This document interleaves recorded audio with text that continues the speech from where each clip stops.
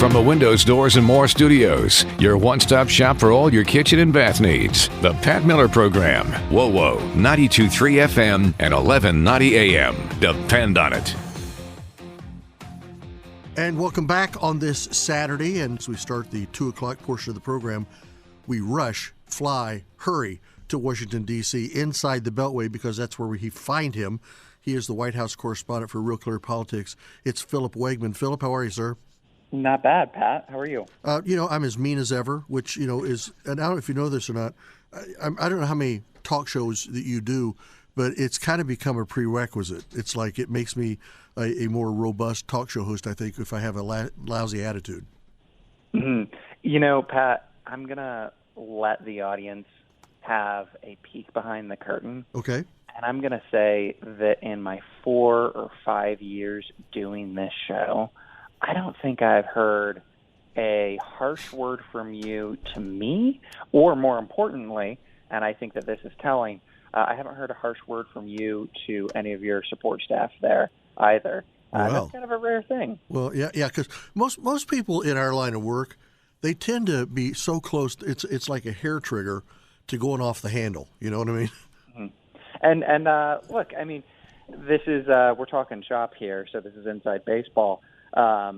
But you would be surprised at the number of folks who are very friendly on air, but, really put their staff through the ringer. And I think that, you don't do that. So kudos to you. Yeah, well, I either I don't do it or I don't ever let you hear it. So, no, I've been very fortunate in my history here of great producers, great news people, great behind-the-scenes people. So, yeah, I figure if they're willing to put up with me, who am I to complain, right? Philip, I know that in recent weeks you've had the opportunity to have some back and forths with some people that had been on the ground back when the withdrawal from Afghanistan was happening, and that withdrawal has made its way back into the news again. And I personally think that if the Biden administration doesn't find a concrete, formidable way to deal with their position and everything that happened at the withdrawal, I think they're going to be in a world of hurt. Are you finding out things that you didn't even know a couple of years ago? I am. And before I dive into this new testimony that Real Clear Politics got first, I want to set the table here when it comes to the Afghanistan withdrawal. Okay. That happened in August of 2021. Right. And it was the moment that changed Joe Biden's trajectory in his administration forever. Up until that point, he was a very popular president for the most part. He was polling around 50%. We were coming out of the pandemic. The light at the tunnel seemed very bright. And then there was the Afghanistan withdrawal. And this is one of these stories that is always going to have legs, because when you look at how the United States left Afghanistan, our longest war, there is a visceral reaction. And that is that the United States was embarrassed, and that the United States, frankly, at times was incompetent in the way that we ended that 20-year conflict. The new testimony that I got was from a gentleman named Sam Aronson, who was a consular officer on the ground in Afghanistan, literally trying to figure out who could and couldn't get a ticket on a U.S. aircraft out of that country. And then Ross Wilson, who was the acting ambassador to Afghanistan during the final days of that conflict. Right. These gentlemen, they testified to Congress behind closed doors in a transcribed interview where they can really get to the heart of things. Where beyond the cameras, it's a much more reasoned and thorough discussion. And frankly, Pat, what I discovered from their testimony is pretty shocking. Okay, so when you're talking like with Ross Wilson, when you hear what it was he had to say, and again, he was the acting liaison there, are these Americans that were not necessarily directly with the military? Maybe they were doing some work with companies that dealt with the military, or they were trying to do some work with banks or other companies in Afghanistan, and the struggles they were having trying to get out of there? Mm-hmm. Yeah, this vantage point is from the State Department. The military, what we've heard from Generals Milley and McKenzie, the two fellows who were in charge of that region, is that there should have been an evacuation sooner. And those generals have pointed their finger at the State Department, saying that there was a lack of planning. What this testimony does is it shows in living and pretty harrowing color just how bungled this whole thing happened. And, one thing that just jumped off the page to me, these are 400 pages of testimony. One thing that jumped off the page to me is that Ross Wilson, almost, 2.5 years after the the evacuation, was unaware that according to United States policy, as the charge of mission, that he was responsible for the evacuation. The guy who was the most senior diplomat on the ground did not know that he was in charge of directing the evacuation. That is a huge error. And then you see results of that error in the testimony of Aronson, who points out that they had the wrong personnel, they had the wrong procedures on the ground, and that led to an incredibly chaotic scene. And yet, this administration continues to say that the Afghanistan withdrawal was an extraordinary success. Yeah. In fact, last year, John Kirby said, chaos? From my vantage point, I didn't see any. He wasn't watching the TV channels I was watching. When you have the 13 military people gunned down and killed right there at the gate to the airport, and you've got people, it was like trying to get out of Vietnam on steroids. Mm-hmm. They're chasing airplanes down the runway and trying to climb up onto the landing gear. This was just a horrible, ugly scene. And then for you to tell me that Ross Wilson was not aware that in his position he was the guy. Well, if the guy who's the guy doesn't know he's the guy, then nobody is the guy. Mm-hmm. Mm-hmm. And if you remember, President Biden, he said in the run-up to the withdrawal that it would not look like Afghanistan, that you wouldn't have folks lifted off the roof of the embassy by helicopter. And in fact, that literally happened at times. They took choppers from the U.S. Embassy in Kabul to the airport, and you had Afghan civilians and some of our allies there who were desperate to leave the country. But the problem was that the administration, they put too much faith in the Afghanistan army and the Afghanistan government. They thought that they were well-equipped and well-prepared to fight this civil war with the Taliban. But in the end, they weren't. The Taliban was within the gates of Kabul on August 15th, 2021, when the embassy was eventually evacuated. And you would think that to end such a complex and difficult conflict would require a lot of planning and foresight. But Sam Aronson, the consular officer at State Department, he testified that he volunteered to go. He saw those images that you just referenced from cable news that were played on loop, and he said, I want to go. As he volunteered at the State Department's HR department, they fought him at every step of the way. Regardless, he gets there. No one tells him what his mission is. No one tells him what his responsibilities are. He's not briefed on the situation on the ground other than to be fitted with body armor. And when he shows up, he sees that some of these other embassies around the country who have sent their extra staff to Afghanistan to help with the withdrawal, these State Department consular officers who are going to be responsible for figuring out who gets a ticket out of Kabul, some of them just weren't prepared. Aronson testified that there was a 300-pound man who was there for the State Department working on getting Afghans out. And that individual was not prepared for the heat and the physical conditions. He also testified that there was a perfectly kind, competent, and intelligent fellow who happened to be deaf. And, not being able to hear in a war zone like the Afghanistan airport, that's a significant detriment. That's like both hands tied behind your back. Very much so. Very much so. That's unbelievable to me. And Philip, if you could hang on, let me do this. Let me slip away for a minute. We'll come back. We'll finish up with him straight ahead right here on WOWO. This is the Pat Miller Program on WOWO, 92.3 FM and 1190 AM, and on the WOWO app.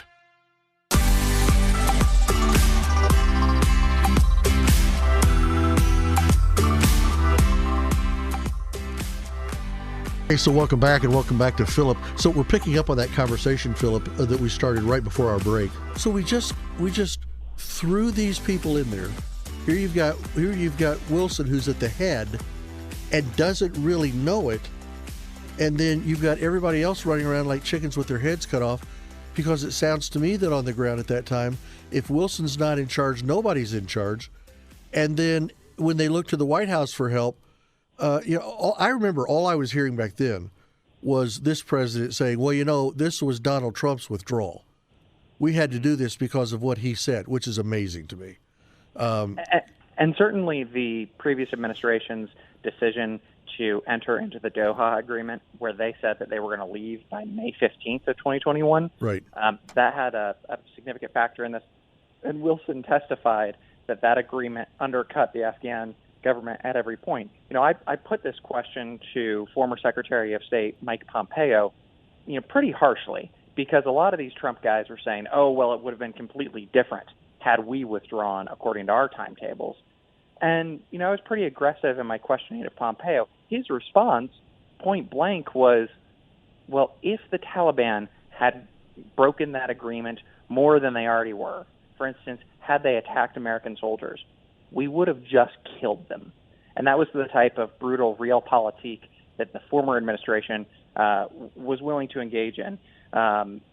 Whether it's a tragic twist of fate or whether the Trump administration is engaged in a sort of impossible counterfactual, it was Biden who was in charge when the United States military and the United States State Department got the green light to leave that country. And, as you mentioned, it was seen on a loop on cable news. The American people could judge whether or not an Afghan man falling to his death because he clung to the outside of a C-17 airplane as it was taking off. Yeah. They can judge for themselves whether that was chaos. The Donald Trump campaign, I don't know if you know this or not, they do not call me for advice. Shocking, I know. But if they did, I would tell them they need a couple of ads of nothing but Afghan withdrawal loop. Yeah, and this is something that is going to play into November, right? One of the things that Donald Trump had going for him when it came to world politics is, frankly, that some of our allies and our adversaries just didn't understand the guy, and they saw him as crazy. And as counterfactual as that sounds, it was something of an asset because you didn't know what he was going to do. And the one thing that seemed pretty clear is that he was much more willing to use the U.S. military where it would advance U.S. interests. No, he didn't start a war, but he certainly was more than happy to prosecute, airstrikes and things in the Middle East. He was very willing to let the military do their job. And so I think that as we get into November, the Trump campaign, they're going to argue that during the 4 years he was in charge, the United States was operating from a position of strength.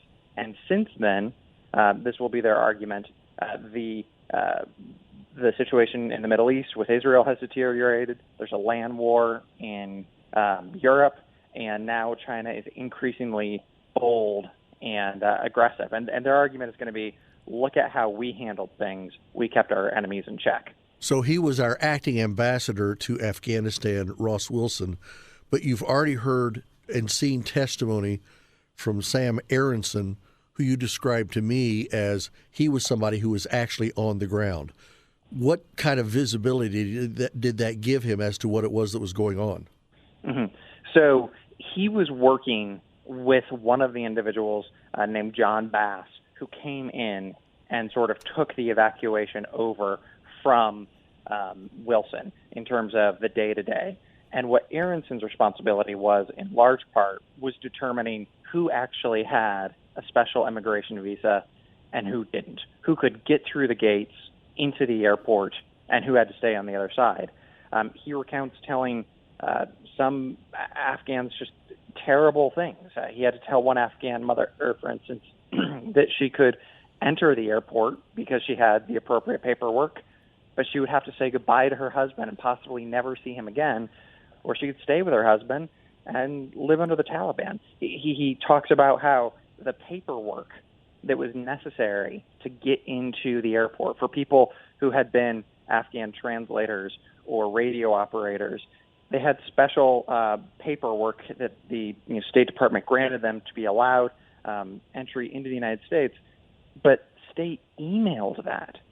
And the problem with emailing that paperwork to these Afghans was that suddenly everyone who wanted a ticket out of the country then forwarded that email, which was supposed to be verification, and it didn't have a serial number or name or any other identifying information. And suddenly, the one thing that the consular officers and the Marines who were working the gates had to verify who should or shouldn't be able to get inside of a U.S. cargo airplane, suddenly that verification was almost meaningless. So basically, what this whole mosaic shows is that there was a lack of planning and that, frankly, at times there was incompetence. Where do you think all this sits now? I mean, we've had people that died there. There are Afghanis that died. There are other countries now, because, I'm looking to where there are now like 10 new nations that have joined this Arab coalition that's happening over there, kind of their answer to the UN. And these aren't all just, molehill Arab countries. Some of them are countries like Egypt and some others. We're in kind of a precarious spot here because the ability for the United States to go up to an Arab country or people of an Arab country and say, if you can help us with this, here's what we'll do for you. Because we've shown that's just lip service. We can't give them anything because our promises obviously fall horrifically short from where they ought to be. And I think that part of this is the fact that the United States is retreating from the global stance that it had previously. There was a time after the Second World War, up until the 1990s, where the United States, in order to, hedge in the USSR, basically made a deal with all of these other countries, which was, we will patrol the world's oceans. Right. We will trade with you, be on our side in this great conflict against the USSR. Well, now that threat is no longer there. And so one of the things that the Donald Trump era represents is basically a reevaluation of this question, which is, should the United States make the world safe for democracy or for trade if we're not getting anything out of it? Certainly, the United States very much remained the winner of that system, but we've sort of retreated. And so we're no longer as interested in what happens perhaps in the Middle East, or even to a certain extent to Europe. The focus much more is on the Indo-Pacific. And so, as the United States reevaluates its priorities, there's been a shift from the Middle East to the Indo-Pacific. The problem is that, and you put your finger on it, if the United States leaves an ally like Afghanistan and abandons, the government, something that was put in place by Trump and that was fulfilled by Biden, the question then is, well, how reliable of a partner is the United States? And do you know who was watching the Afghanistan withdrawal pretty darn closely?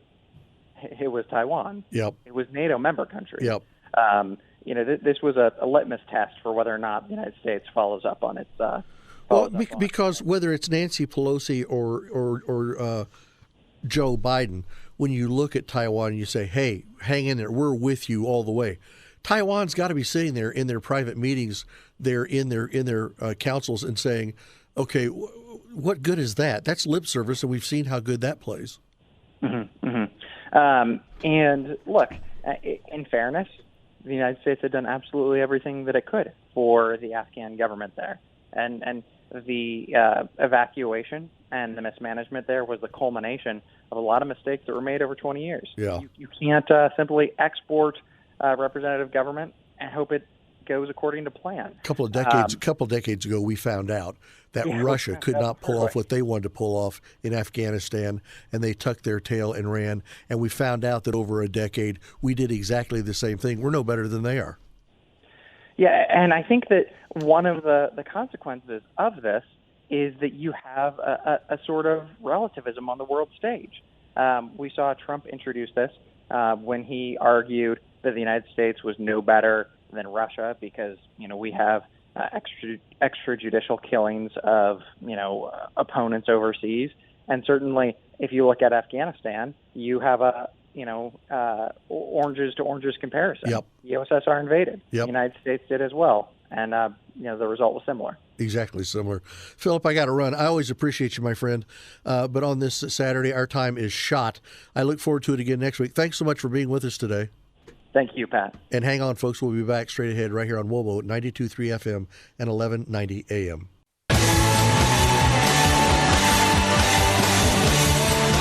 Welcome back to the Pat Miller Program here on this Saturday. Very glad that you're with us.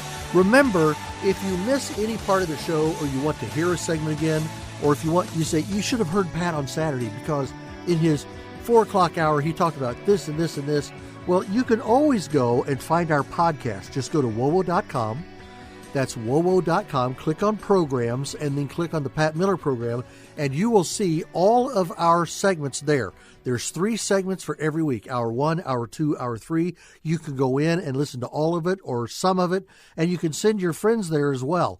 I know I had a lot of people that came up to me in the class that I teach on Sunday mornings at my church, and last week on Easter they came up to me and said, man, that one segment that you did, I wish that my mom could have heard that. I wish that this guy at work I've been talking to could have heard that. Well, guess what? They can. Why don't you go into the podcast and listen to that hour, make sure that's the part that you want them to hear, and then send them to that segment, and they can hear it too. So that's how you get us. That way, you get us when we're on here live Saturday from noon to 3, or you can catch us at any time after. And you can go back. Ever since we've started the Saturday program, they've all been put in there, and they're all there just waiting for you.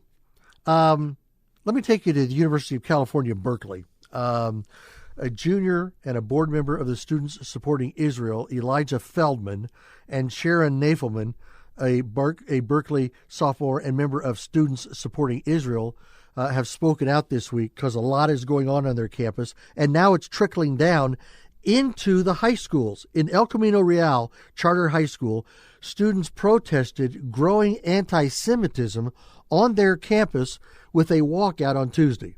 Now, let's be honest. If we had students here in Allen County walk out, what would it be for?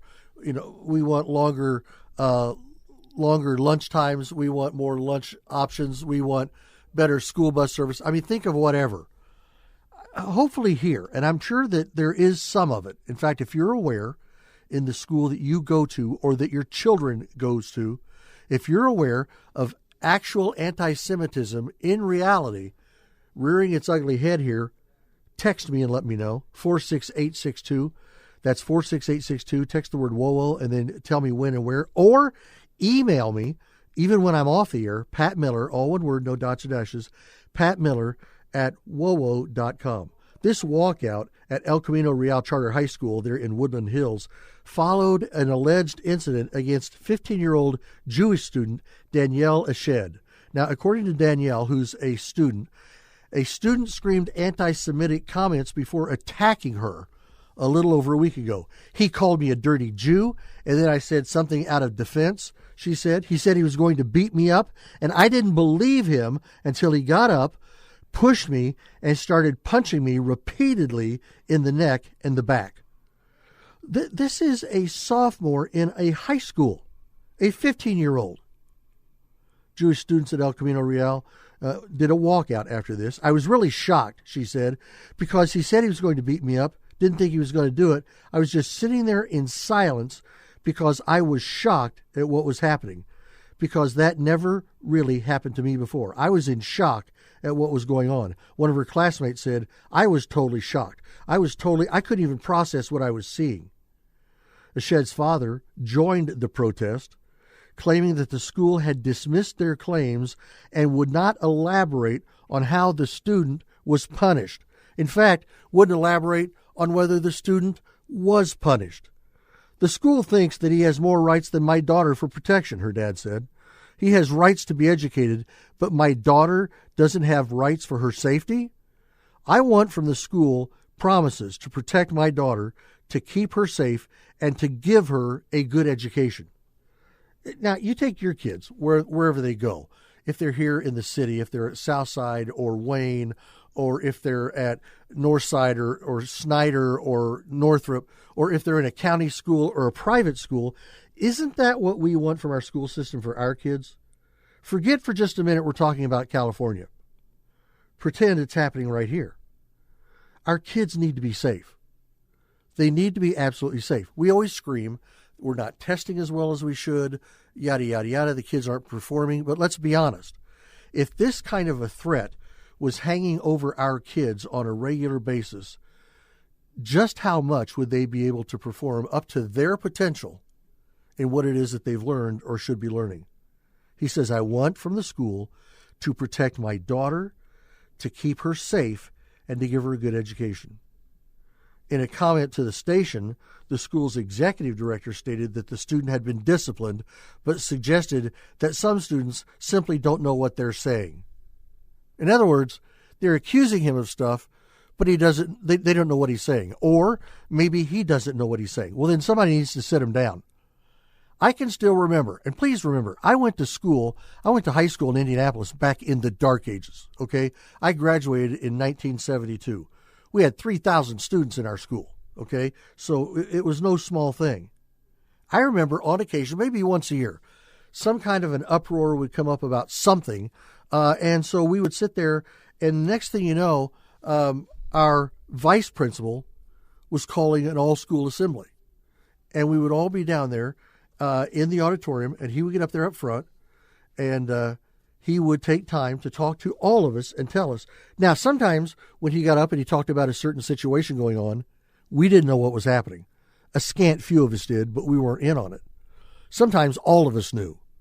But the fact that they brought it up in front of the entire student body and said, this is what's been happening, this is what's not going to be tolerated anymore, and we're not going to put up with it, we all knew. We all knew. And in fact, it heightened the awareness of everybody else in our school system. In fact, in our high school, our ears became much more open. Our eyes became much more open as to what it was that was going on in our school. We didn't want that kind of garbage happening in our school.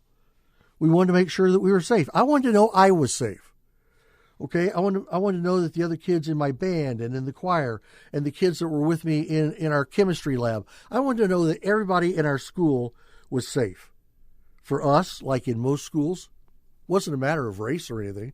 I had no reason to believe that our school was less than safe because of all that went on there simply because of race. Now, sometimes we had some situations where more blacks were involved. We also had some where more whites were involved. But at the end of the day, the fact that the school said, here's what's going on, here's what's happening. I mean, they would have that done and said, even before they would send home the letter to our parents, and they would send home the letter. We had an assembly today with your students, and here's what we discussed, yada, yada, yada. If you have more questions, talk to your youngster tonight when they're home. And if that doesn't give you satisfaction, please feel free to call me at my office at yada, yada, yada. That's getting on top of a situation. Now, we don't do that. We don't do it in our school systems. We don't do it in our politics. That's not my fault. That was my predecessor. That was all his doing. Somebody stand up and take a note here, will you? Somebody stand up and tell us that you know what the issues are. They need to be dealt with. And if nobody else does, you're going to deal with them. It's only then that we let the parents know and the media know and law enforcement know, here's what's been going on, and we're on top of it. But more than that, it lets the student body know, this is what's going on, we need your help, have your eyes and ears open. We've got kids now that are terrified to go to school superintendents or teachers or department heads and let them know what's going on because they don't want their heads beat in next. Let's do all that we can as soon as we can to put a stop to this nonsense. Sit your kids down this weekend and say, anything like this going on at school, let them know they're not in trouble, but the school might be, and we need to get on top of all of it. This is the Pat Miller Program on WOWO 92.3 FM and 1190 AM and at WOWO.com. Going back to this thing where I was talking about schools and anti-Semitism. Why is it happening so much in schools? This is my take. I've not sat down with anybody from a school system, a teacher. This is just my take. Kids don't want to be left out. If something's really, really happening, they want to be part of what's going on. They don't want stuff happening in politics if it's not going to happen on their college campuses too. And if it's happening on the college campuses in their area, they don't want that going on, and they don't have something to say about it on what's happening on their high school campuses. It's kind of a domino effect. Well, it all comes because at the head of the list, we have an administration, we have a government, which is not dealing with the same problems. We have an anti-Semitic problem, and we're not dealing with it. President Biden spoke by phone with Israeli Prime Minister Netanyahu yesterday, 3 days after Israel launched an attack in which 7 World Central Kitchen aid workers were killed. Now, the White House had described Biden as outraged and heartbroken by the attack, but he's made no fundamental change in the United States' steadfast support for Israel in its conflict in Gaza. Well, except for in all that, he wants them to come to this ceasefire, and he wants them to get to it yesterday. I mean, he wants it to happen, and he wants it to happen now. And now, because of what he's doing, and a lot of the leftists, and because we're taking a lot of our cues from late night TV and from the ladies, term used loosely, that sit on The View, the problem that you've got is now you've got a policy that's being determined by what everybody else wants. Look, Whoopi Goldberg. I like Whoopi Goldberg with some of the movies that she did in the past, okay? Funny, a lot of stuff. Kim and I enjoyed her. But I'll tell you what, lately, I don't want to see her do anything. I just don't. When I listen to the comments that she says, and of course, Joy, her comrade there, and all the others on the bench, I don't want those people determining what it is that we think or how we think it. And in a lot of ways, folks, in a lot of ways, that's who's driving this. CNN, MSNBC, the Alphabet networks, and The View. And then your late night comedians thrown in. Comedians who now are grabbing headlines and they're grabbing political pundits to try to make some noise there because they can't just be funny anymore. And you know why that is? They're terrified. Now, I'm not doing a bailout for late night comedians, but they are terrified. They can't be funny anymore.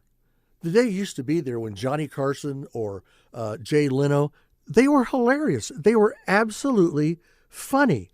But they can't be funny anymore for fear that if they tell a joke, they might offend somebody. Hey, every once in a while, somebody, including yours truly, we need to be offended. There's nothing wrong with that. Now, not a nasty offense, not calling my mother some names and not saying this about my wife and not doing this about my children. But if you're jumping on me, well, what does Miller know? If he gets much fatter, he's going to be in the bacon department at your local meat market. Okay, that's funny. Okay, take that and run with it. But they can't do it because they might offend this group or they might offend that group. And they don't want to be called into question, from somebody there. It's almost too much. I mean, it is almost too much. We almost can't function anymore. The White House is saying that Biden is outraged and heartbroken by the attack that killed those 7 workers. I'm glad for that. Not that they died, but I'm glad that because of some action that our military took, there were some civilian deaths. Now, what's happening is now you've got U.S. officials saying that Biden is trying to bring up the need for better protections for humanitarian workers and for an increase into Gaza of food shipments. Now, that's what he told Netanyahu yesterday. You've got to do better at doing this. And it wouldn't hurt you to go ahead and maybe find a new way to just pull out and just get out of Gaza. Mr. President, that's not our call. We would have screamed, ranted, and raved if any of our allies, including Israel, would have come to us in the months and years following 9/11 if they told us how it was we were going to even the score on what happened to us. It is amazing to me that these few months into this attack between Israel and Gaza, that they are forgetting that the attack from Gaza into Israel, that's the attack that came first. I don't know if we've gone brain dead. We just can't keep up with it. I'm not exactly sure what our problem is, but there is one. U.S. and Israeli representatives met virtually Monday to discuss Israel's threat to launch a broad offensive in the southern Gaza city of Rafah, where many Palestinians have fled to escape fighting elsewhere in the country. The U.S. and Israel plan further discussions at an in-person meeting of representatives next week. That's going to be a meeting to watch. That is absolutely going to be something to watch to see what comes out of that. The White House National Security spokesperson, John Kirby, who, when you hear John Kirby, he has an authoritative sound in his voice. I used to always like John Kirby, but not with the way he says it. But now the stuff that he says, his voice is growing weaker and weaker and thinner and more malleable. He's just not stepping up to the plate in an awful lot of ways. But John Kirby told reporters that while the in-person meeting was unlikely to reach firm conclusions and decisions on the way forward, Washington hoped to make progress on how to root out Hamas terrorists from Rafah without harming civilians. Well, that's fine. That's what we need to do. But trust me, that's not what the president is going to end up saying to Netanyahu. He's going to sit there and say, look, if you guys will go ahead and do a ceasefire or whatever, we'll pull out. Let's just let them have all of Gaza. That's not an answer. Listen, that is not an answer. I've been to Israel. I've been there twice, several years apart. But then I also talk to a politician there in Israel about every 3 months that we love to have him on because he gives us some insight. Listen, as long as you leave a remnant of the fighters, as long as you leave a remnant of Hamas kicking and breathing anywhere in Gaza as a bona fide substantiated group, the threat against Israel does not cease. It doesn't stop. Hamas chief Haniyeh said Wednesday that his Islamist terrorist group was sticking to its conditions for a ceasefire in the Gaza Strip, including a complete Israeli military withdrawal. Why? Because they know that if Israel hangs around, that Hamas is going to have to get out. And listen, Israel doesn't want to take it over. They want the Palestinians to then set up their own government. Give it back to the Palestinians what they had. Israel will help protect Gaza from Hamas coming back in, and the Palestinians themselves will be there ruling. Because trust me, when Hamas has been running that part of the world, when they've been running Gaza, the Palestinians, they're part of the problem because they are part of the hostages that are there. Where they work, where they live, they are part of the downtrodden. By getting Hamas out of there, that opens up and that sets free anybody and everybody that's in Gaza. We owe it to them. We owe it to them. We need to get it that way. Coming up after the top of the hour, 3rd District Congressman Jim Banks will be with us, so make sure you're here, and we do it all straight ahead right here on WOWO 92.3 FM, 1190 AM.